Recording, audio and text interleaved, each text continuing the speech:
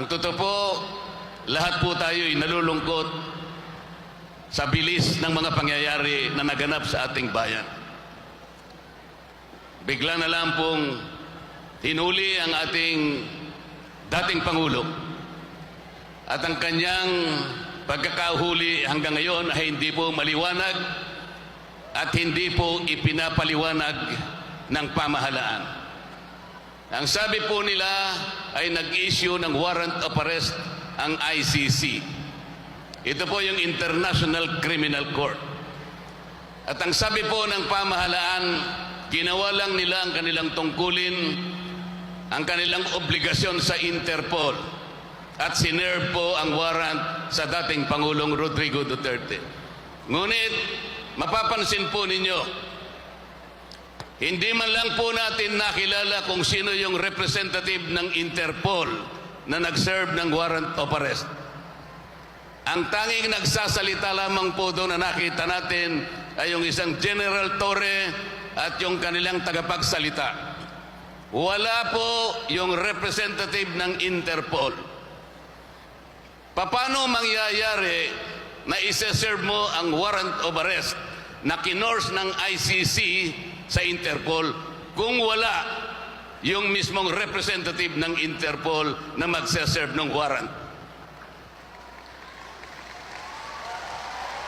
Kailangan malaman po ninyo na ang local representative ng Interpol dito sa ating bansa ay yung tinatawag na PCTC. Ito po yung Philippine Center on Transnational Crimes. Bakit wala po yung executive director ng PCTC na siya dapat ang personal na nag-serve ng warrant of arrest? Ang nag-serve po ay yung General Torre na wala pong karapatang gumawa ng bagay na yon. Ang dapat po na gumawa nun ay yung representative ng Interpol na hanggang ngayon ay hindi pinapaliwanag ng pamahalaan. Ang bumasa ng Miranda Rights, yung Miranda Rights po ay pangkaraniwan yung naririnig pag nanonood kayo ng mga nobela sa TV. You have the right to remain silent, you have blah blah blah.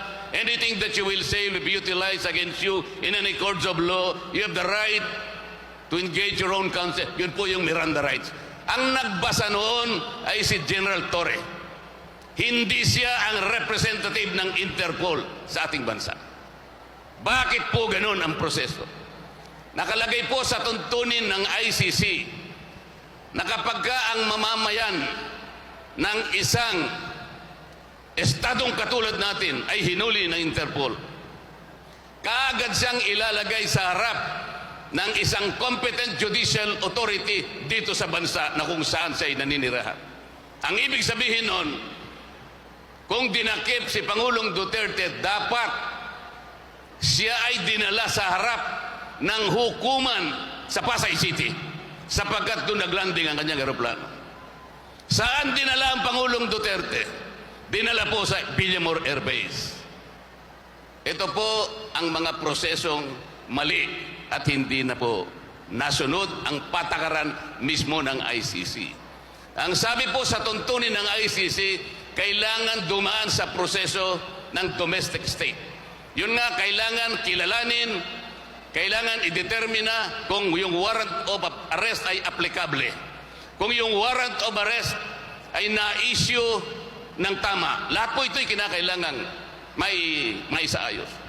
At kung walang nalabag at kung nirespeto ang karapatan ng taong inaresto. Lahat po ito ay hindi nagkaroon ng determination sapagkat hindi dinala si Pangulong Duterte sa isang competent judicial authority.